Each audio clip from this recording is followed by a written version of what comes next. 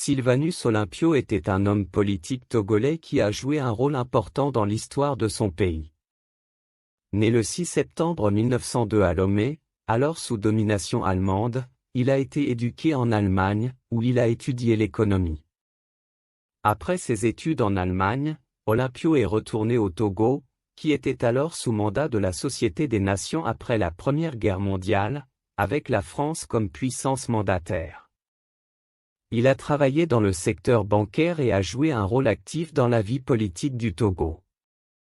Sylvanus Olympio était un fervent défenseur de l'indépendance de son pays, et il a contribué à la création du Comité de l'Unité Togolaise, CUT, en 1946, un mouvement politique qui militait pour l'indépendance du Togo.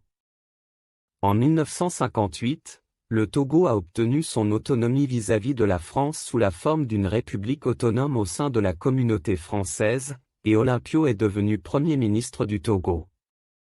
Le 27 avril 1960, le Togo a obtenu son indépendance complète, mettant fin au mandat français.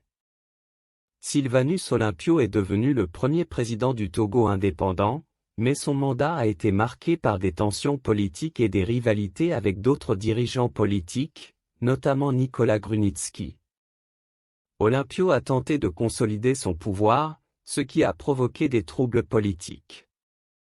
Le 13 janvier 1963, Sylvanus Olympio a été assassiné lors d'un coup d'État militaire mené par le sergent Gnassingbé Eyadema. Cette prise de pouvoir a marqué le début d'une longue période de régime militaire au Togo, avec Eyadema au pouvoir pendant plusieurs décennies. Sylvanus Olympio est aujourd'hui commémoré au Togo comme un héros de l'indépendance, et son décès tragique a marqué profondément l'histoire politique du pays. Son engagement en faveur de l'indépendance et ses efforts pour le développement économique du Togo sont encore reconnus et célébrés.